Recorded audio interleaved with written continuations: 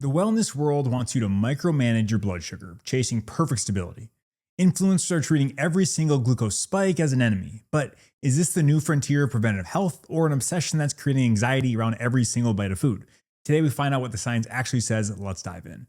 And welcome back, everybody, to the Building Lifelong Athletes podcast. Thanks so much for stopping by. I really appreciate it.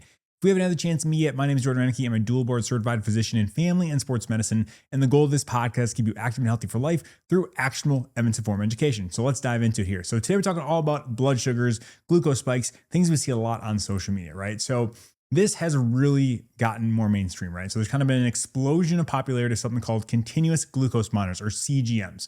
So previously, these were things that just came out and were only used on patients who had diabetes. Specifically, it was like type 1 diabetes. What these do is they are amazing. So you hook them up to like the back of your arm and you can get either a meter or your phone. You can get what your blood glucose is all the time. So you're seeing constant readings, and it's a wonderful, wonderful gift for people with type 1 diabetes to make sure we weren't going too low, having hypoglycemia, going too high. Really, really cool. But as most things, we start off with a very small purpose and use case for it, and then it expands into the general public. And so we have lots of people now who are using this for just general wellness, right? So people who are athletes, biohackers, and just even health conscious people are using these CGMs and kind of going and looking at their own health. So it's kind of interesting there. And so it's definitely been a paradigm shift, right? So it's kind of this democratization of metabolic data and blood sugars. It's really, really cool. And so it's been awesome. And so, but the one problem we have, though, for the first time, we have healthy people looking at this, and they can get a really granular look, a real-time look at their internal blood sugars, right? Their response to food, exercise, stress, sleep, all those things. And it makes a previously invisible biologic process visible 24/7, right? You can look at it all the time. And the core question I kind of want to look at here is we now have unprecedented data, right? Like in a world today, like data is not our issue. We have a lot of it. We have all this data, but a lack of consensus on what these numbers actually mean for healthy people, right? So these users see numbers, they rise after a meal, and they ask the question like, is this spike harmful for me, right? Is it harming? Is it bad for me? That's a big thing. And there's kind of two main camps in this, right? So there is a lot of the biohacking community, low carb community saying that every spike is a micro event and it's leading to damage, accelerating aging or causing inflammation. And the goal is to like keep that blood sugar curve as like flat as humanly possible. If I step back, typical response, we'll talk about in a second, we usually have a little spike and then back down. They say any sort of spike or going up is probably bad for you. But then we have the traditional medical model, people in the evidence-based world, they say like, well, your post-meal glucose increases. Like when it increases, that's normal. That's a normal physiological response.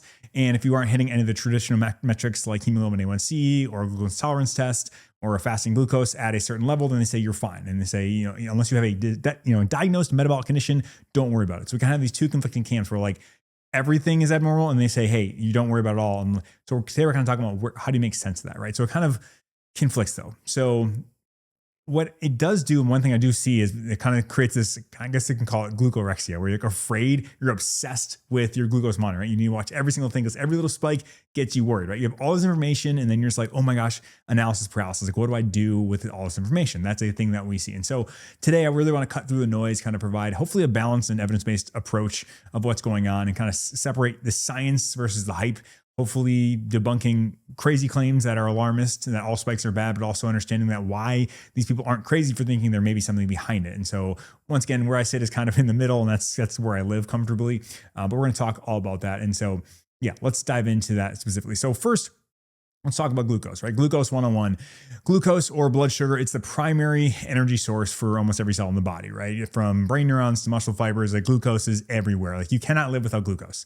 Even if you don't take in carbohydrates, you eventually turn that, your fat or whatever, your protein, you eat into glucose because your body's like, hey, I need this for like, you can live on ketones. That's a whole nother discussion. We'll talk about the ketogenic diet someday. But a lot of that is going into, you need glucose. Like you just need glucose. So it's there. So it is a big fuel source, right? And we think about traditionally from carbohydrates though. So that's kind of the easiest way to explain. Carbohydrates are essentially broken down into glucose. We have complex and simple carbohydrates. Your complex ones are, the way I think about it is they're kind of more expansive. They're more interlaced. There's a couple of different simple sugars mixed in together. We kind of have simple sugars, which build upon and make these more complex ones. Complex ones are things like bread, pasta, rice, potatoes. Whereas we have like simple sugars, which are things, the sugar we find like in fruit, like literally just table sugar or like honey, stuff like that. And so the takeaway though is that glucose is not a bad molecule, right? People like to say it's terrible. It's essential for life. It's very important. The important conversation though is about the quantity and timing and can your body handle the load? So like most things, the dose is the poison really. And going hand in hand with glucose, so we have insulin, right? People hear about insulin all the time. Insulin is a hormone released by the pancreas of your body in response to rising blood glucose after a meal. So essentially, it functions like a key that unlocks your cells, whether it's the muscle cells or liver, whatever, allowing glucose to move from the bloodstream into the cells for energy. And yeah, so that's a big thing. When you have diabetes, this is altered. Your insulin response is messed up. So essentially, you don't either produce your insulin's not as sensitive, meaning the amount of insulin that used to work for you no longer works for you, meaning you have to have more and more and more insulin, or eventually get to the point where it's like essentially not working at all. Or you can have type 1 diabetes where you don't make insulin. You need exogenous insulin. But this is a dynamic process, right? So you eat carbohydrates, your blood glucose starts to rise. Then the pancreas releases insulin. Insulin then helps shuttle that glucose into your cells. As a result, blood glucose levels fall back down to baseline. And so the rise and fall is a sign of a healthy, functioning metabolic system, right? Not necessarily every single spike is pathologic, meaning it's bad for you. And so you can have these normal rises. That's like the normal physiology. And the $1 million question is, how do we define a spike, right? So a spike is simply like the visual representation on the graph of a rise and fall of glucose after a meal, right? The scientific term is postprandial glycemic excursion. So you might see that in literature. And the curve has 3 distinct phases, right? The rise, the peak, and the fall, and then return back down to the baseline.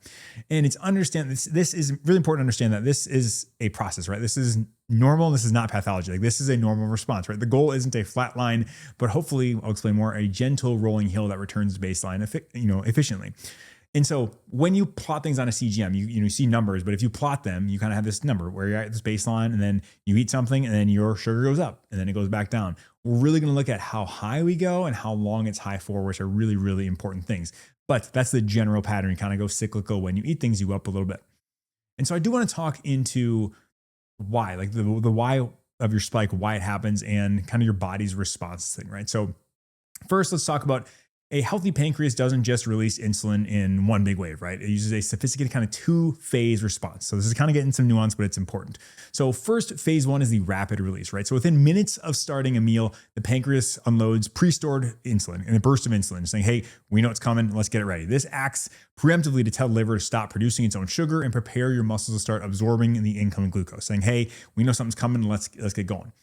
And a blunted or delayed first phase response is a primary reason for high post-meal spikes, and it's one of the early signs of developing insulin resistance. So like when you don't have this robust, hey, we're ready for it, let's get ready for it, that can be an early sign of potential insulin resistance. And then after phase 1, we have phase 2, which is a sustained release. And after that initial burst, the pancreas begins making and releasing new insulin at a slower sustained rate to handle the rest of your meal. So we kind of have these two ones.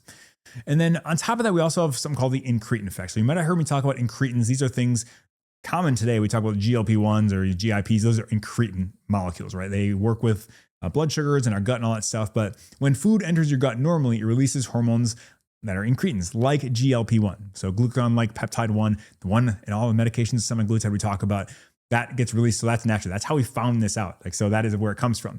These hormones then travel to the pancreas and act as an early warning, telling it to ramp up insulin production even before blood sugars get too high. And this explains why some of our tips I'll kind of talk about in the future work so well in terms of ordering how you eat. So if you eat something that doesn't have a ton of carbs necessarily, it can still stimulate your incretin response to then get ready for a glucose load later.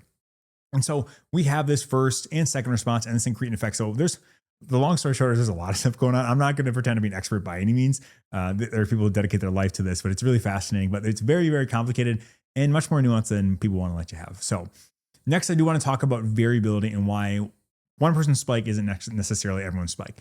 So big cool thing about CGMs is people hook themselves up, they eat food and they say, wow, I didn't expect to respond to this. And someone might have a robust response to oatmeal versus someone else that might be completely fine for them. And so there's lots of different things that go on there. And it's just another reminder that like everyone is so unique, and studies are wonderful and fantastic, but studies represent a lot of people who aren't necessarily you. And so your data may be different and kind of have the understanding.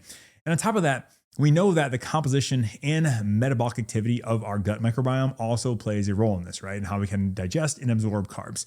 These specific bacteria in your gut can change how much energy is extracted from our food potentially. And this can explain why two healthy people can eat the exact same meal, have vastly different glucose curves. So it's not about the food, but about the unique microbial ecosystem processing it. And so I think this is something people in the low carb world do really well. People who are advocating CGMs, they say, get it for yourself so you know, right? Like if you're just eating oatmeal every day, and you're spiking up enormous, that might be a good understanding, like, hey, maybe this isn't the food for me. I really like that freedom. Like from a CGM perspective, we'll talk later. I think that's very, very helpful potentially. All the other things, worrying about every little spike may not be there, but this is one thing that could be very cool. And it's also why I want to mention there's so much variability. And so I did want to talk about the numbers real quick though. So like a lot of people talk about the numbers 140 or 180 milligrams per deciliter. Like this is it. I'm going to talk about where these numbers kind of come from. And so you will hear these like 140 or 180 milligrams per deciliter. These are kind of like the area in this zone where people say, that's what I'd constitute a spike. Once again, there is no definition for what a glucose spike is. Like there's not one out there, not one universal one, but this is what people generally talk about. And it's derived from clinical research, but mostly for diagnosing and managing prediabetes and diabetes. That's kind of where it came from. And so first, that 140 milligram per deciliter threshold, some say this is kind of a warning sign, like an early warning sign. In clinical setting, a blood sugar around that 140, 2 hours after glucose challenge test is primarily a marker for prediabetes. So if you do a glucose tolerance test, which is usually you drink a very, very sugary beverage and see how you respond over, 1 hour, 2 hour and whatnot, and see where you're going there. In the data, 140 was saying, hey, if you're at 140 after 2 hours, that is kind of an issue, usually prediabetes. We're worried about that. But for healthy people, frequently spiking above 140 and staying there for a prolonged period can also be an early indicator that your body's glucose clearing system isn't working as well, and it might be becoming more insulin resistant. And yeah, could be an issue there. So that's an issue. We talk about 140. That's where they came that number from. Once again, in healthy people, like, is a little 140 and back down an issue? Spoiler, we don't know. But that's the idea for why people say, hey, I worry around 140. And there's also that 180 threshold, right? And this is also often cited as a more significant threshold, which I think is very fair. Obviously, you have tires, so probably going to be more problematic. But we have biomarkers that have going out there from the kidneys. They kind of have markers. Essentially what it's called is it's a 1,5-AG. Essentially, it's a biomarker. And the kidneys only start flushing this out when blood glucose exceeds approximately 180 milligrams per deciliter. And so therefore, low levels of 1,5-AG directly indicate how much time a person spends spiking above this critical threshold. And then from that, you can kind of understand, hey, how much time are they spending above there? But even in people without diabetes, lower levels of 1,5-AG are strongly associated with an increased risk of cardiovascular disease. And so it's worth mentioning once again, this is a very nerdy point, but we can use some metrics to see that, hey, once we hit above 180, we start seeing issues with these biomarkers indicating potential longer term issues down the line. And so that's why they say 140, 180 kind of the thing. But it's also really important to understand how these clinical numbers were established. A lot of them were mostly based on oral glucose tolerance tests. Like I mentioned before, it's an artificial stress test, drinking about 75 grams of pure glucose on an empty stomach, and it's designed to provoke the maximum possible spike. And it's very, very different from a real world mixed meal, right? So you eat fat, fiber, protein, all this stuff. It results in a much slower, sometimes smaller spike. You definitely can't compare a CGM reading of a mixed meal and using OGTT diagnostic thresholds. So it's very, very different. And a lot of times the data that we have is from these glucose tolerance tests. I'm very excited that in the future we'll have a lot more data, but currently it's hard to extrapolate that previous stuff on the sugar load test versus what we see now. But that's where we're going. But I do want to talk about how we could actually have damage from this, right? So there's definitely mechanisms for long-term damage. And this is where people see this and they understand, hey, there's mechanistic plausibility here. This is why we should be concerned. And this is kind of the main argument there. So first, oxidative stress and inflammation, right? So excessive glucose can lead to a surplus of something called free radicals, and it can lead to inflammatory markers. So free radicals, typically not a good thing, right? So usually our antioxidants kind of eliminate free radicals, but free radicals can cause damage, can lead to cellular damage, all these bunch of different things that can happen. Usually not good. Also, excess glucose can lead to higher inflammatory markers, which we know inflammation also not good. They've also found that repeated large glucose spikes may impact the flexibility and function of the delicate lining of our blood vessels called the endothelium. And as we know, if you've listened before, endothelial dysfunction or damage is a key player in cardiovascular disease. So that's why people care about that. We also think about glycation. So high glucose can lead to something called glycation, which essentially leads extra sugar on everything. I kind of think of it, some people describe it as like low temperature, quote unquote, cooking your body's tissue, contributing to stiffening the blood vessels, skin wrinkling, all that stuff. I think of it as like you just add on sugar to really, really small things, whether it's your blood vessels or your small nerves. You think about diabetic neuropathy, nephropathy, retinopathy, all the things of these small little blood vessels that can happen to it. So that's where we can see a lot of things. We have these N-glycated end products. And so, yeah, lots of sugar over time can lead to these problems. And obviously, those are all bad things, right? Inflammation, endothelial dysfunction, and glycation, all not great things. We all know those things are problematic. Like we know them. So the question is though, do normal spikes lead to these things? That's really the million-dollar question we don't have an answer to. But once again, this is understanding, this is where people get this from. Understand, hey, I want to avoid these big spikes because we know that big spikes that we've seen in other studies can lead to these issues. So they're saying, hey, I want to be safe. I want to avoid those. I'm going to stay kind of in this, about as flat as I can for my blood sugar. So that's where that's coming from. And so I just want to get that out there. So I do want to kind of give a practical toolkit though. So things we can do if you say, hey, I'm worried about this, Jordan. Like I've heard from other places that like I cannot have blood sugar spikes. Like I'm very worried about that. What do I do? Well, I'm going to walk through some practical things we can think about. So the first thing is these are tools, not commandments. Like you don't have to focus on perfection or every single thing, or honestly, like you could probably live a healthy life, never worrying about any of these things. That's another thing I'll talk about. But if you're saying, hey, this is something I want to worry about, then okay, let's go from there. So the first thing is we can do something called clothing your carbs, which sounds weird, but eating your carbs by themselves often lead to a faster and higher glucose spike. The solution is to pair your carbs with other things like fat, protein, and fiber to slow down absorption. Each of those things kind of take a little bit longer to absorb and then also blunt our sugar spike. So it's something to think about.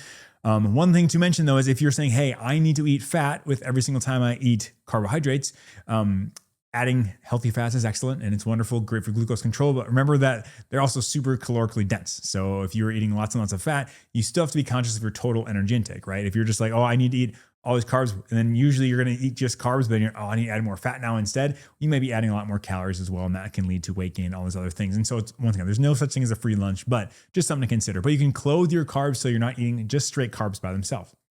Another thing you can do is you can alter your meal order, right? So the sequence what you eat can have an impact on things. If you eat your vegetables and protein first, before you eat your starches and your sugars, that leads to decreased insulin response and decreased blood sugar potentially. I shouldn't say increased insulin response. What I mean by that is just decreased blood sugar because we've already had that incretin effect, right? So the food's already gone into the stomach and released the incretins and kind of giving you that little pre-dose of insulin ready for that to knock down the blood sugar. So that's something you can very well do. And just say, hey, if I have some rice at the end, eat your protein first and your fats first, and then eat that at the end. That may be something you can do. Another thing you can do is you can take a short walk after you eat. So, I've seen data looking at anywhere as short as like 5 minutes, up to 20 minutes, something like that, initiated within about an hour after finishing your meal can be effective for decreasing blood sugar. Essentially what you're doing is using your muscles as a glucose sponge. Your muscles do a great job of picking up glucose. So they can actually take in glucose from the bloodstream without insulin. So it's a insulin independent pathway. So if you start using your muscles with exercise or walking, you can just bring blood sugar right into the muscles without insulin. So that can be helpful. And also another thing you can think about is using vinegar. So the acetic acid in vinegar can help blunt the glucose response.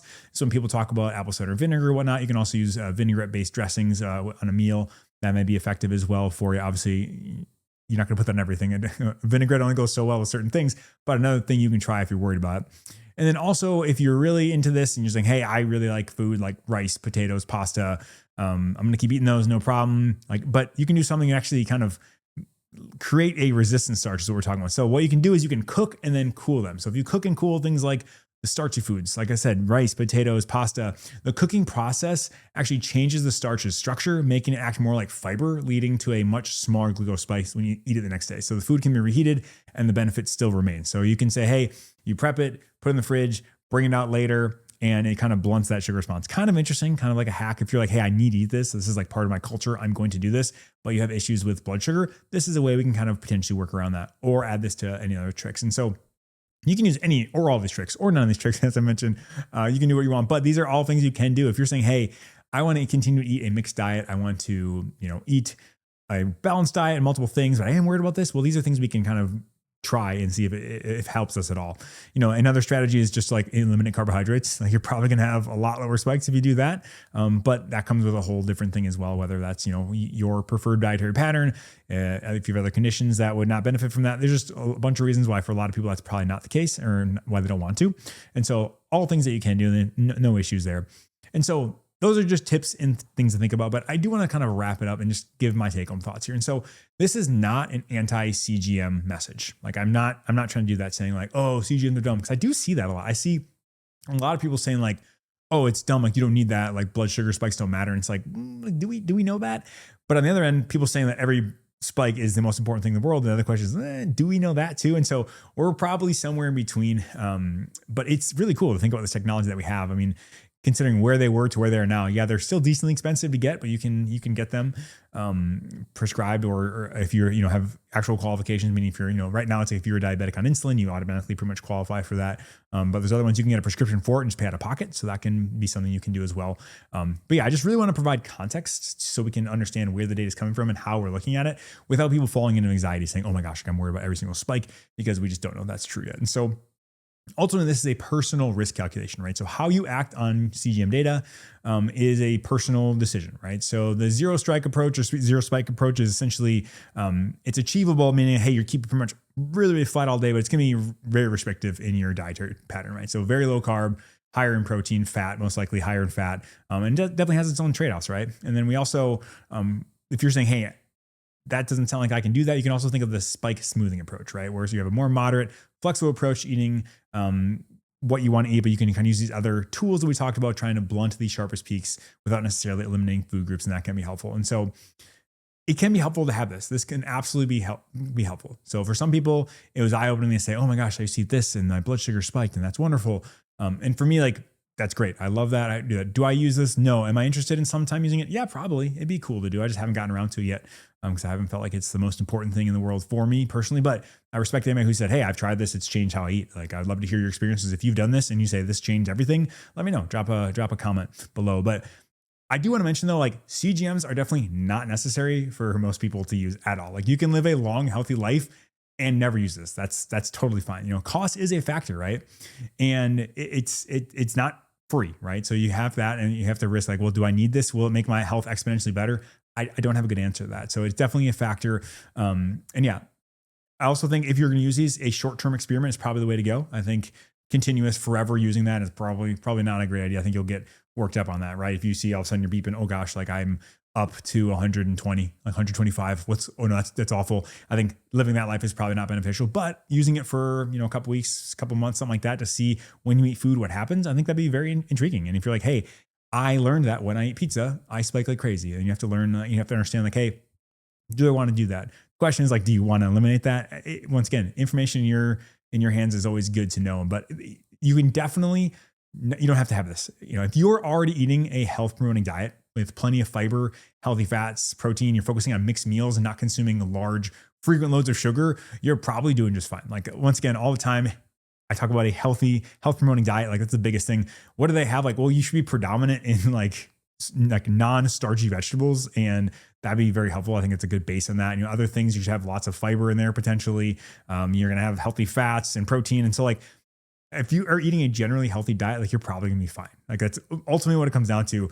I don't think you need to spend money on this or mental energy worrying about continuous monitoring or little spikes are there. But once again, if you want to do that, that's fine. But I'm giving you permission. Either way, that's fine. I respect that. And we can work together. I've had patients who've shown me their data and we've kind of worked on it together, and other people don't have any interest in it, and that's totally fine. So as always though, mastering the fundamentals, whole foods, movement, stress management, sleep, they're going to be the most powerful strategy. Adding a little bit of apple cider vinegar here or there, or, switching out how I eat things, like, that's not the trick. That's not the move, right? That's going to get you those little perfect, bonus points if you're looking for. But the big rocks, like we always talk about, diet, nutrition, sleep, stress management, all those big things, like, those are still the most important thing. And if you have those locked in, then I'm not too worried about maybe glucose spikes here and there. And so we don't know. The answer is, what is a glucose spike? Who knows? Is it problematic for a otherwise healthy person to have glucose spikes up into 140, 150, heck, maybe even up to 180? I don't know. I don't think anyone knows that because we don't have that data on that yet. I'm excited to learn more about that. But I think overall, if you're eating, health promoting diet, doing well, big rocks, all those things, to me, that's like by far the most important thing. And then if you want to really dial things in and you're worried about that and want to go further, but I would recommend not obsessing over it, then CGM is reasonable to do. But that is going to be it for today. Thank you so much for stopping by. I really appreciate it. If you did find this helpful, it'd mean the world to me if you shared it with someone. Just go ahead and share this with someone on social media or text. That'd be amazing. I'd really, really appreciate that. Or if you left a comment on YouTube or you liked it on your podcast platform of choice, that would really mean a lot to me. But that's going to be it for today. Thanks so much for stopping by. Now get off your phone and get outside. Have a great rest of your day, and we'll see you next time.